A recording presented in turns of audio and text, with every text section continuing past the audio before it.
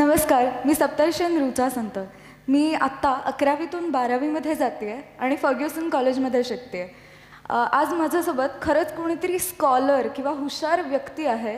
ती म्हणजे सप्तर्षी क्लासची जेई मेन, जेई ॲडव्हान्स्ड आणि आयसरला सिलेक्ट झालेली ती म्हणजे Arya Gandhi. So Arya, after all this success and hard work, how is the feeling? It's really great. I feel awesome. I mean, it was my dream to crack JEE since 9th standard, and when I did it after 2 years of hard work, it just felt great. Okay, great. So आता 2 वर्ष तू सप्तर्षीमध्ये होतीस, तर मग ह्या दोन्ही वर्षांचा experience कसा होता?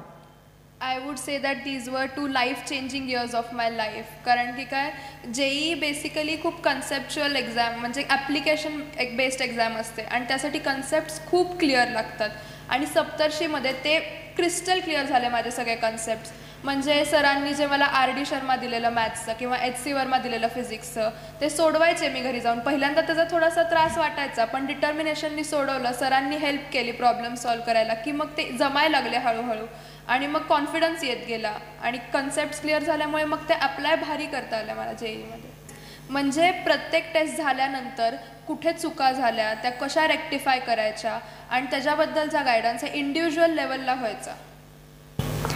मस्त आर्या. सो आता एवढ्या मोठ्या एक्झाम्स आहेत, JEE, आयसर, CET सारख्या एवढ्या मोठ्या एक्झाम्स तू क्रॅक केल्या. सो या 2 वर्षांचं प्रिपरेशन तू कसं केलंस नाही?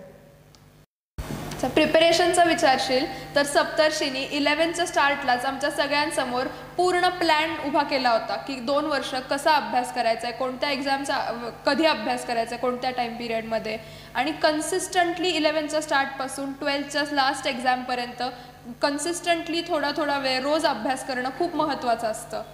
आणि टाईम मॅनेजमेंटचं म्हणशील तर पहिले 2 टेस्ट दिल्या ना मी, त्यावेळेसच मला बिलकुल टाईम पुरला नव्हता. 70-80%च क्वेश्चन सॉल्व करून झालेले. मग तेव्हा मी सरांशी बोलले, मग त्यांनी मला पूर्ण सांगितलं काय टेक्निक्स यूज करावे लागतील पूर्ण पेपर कंप्लीट होण्यासाठी.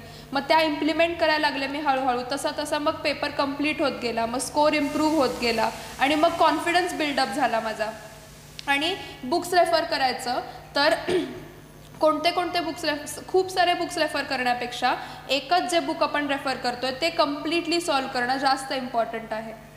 ओके, सो आर्या, मला कळलं की 2 वर्ष तू खूप मेहनत केली, पण या 2 वर्षात फक्त अभ्यास केलास की मजा मस्ती पण होती? मजा मस्ती तर खूप केली. म्हणजे जेवढा अभ्यास केला ऑलमोस्ट तेवढाच किंवा मे बी जास्त मजा केली आम्ही. क्लासरूम सेशन्समध्ये डे टू डे एक्झाम्पल्सनी सर मॅम शिकवायचे, ती मजा. किंवा सर असे क्रिकेट रिलेटेड एक्झाम्पल्स द्यायचे, त्याच्यावरनं इझिली समजायचं अजून. किंवा मस्त फ्रेंड्स सर्कल छान तयार झाला होता, एक सप्तर्षी फॅमिली तयार झाली होती असं वाटलं. त्यांच्यासोबत मग क्लासनंतर क्लासच्या आधी केलेली मजा वगैरे भरपूर मस्त मजा केली. आणि एक CETच्या अगदी आठवडा आधी मी मस्त IPL बघायला गेलेले गहूनचे, धोनीची मॅच होती म्हणून. मग त्यानंतर सरांचा थोडा ओरडा पण खाल्ला, पण मग कव्हर अप केलं.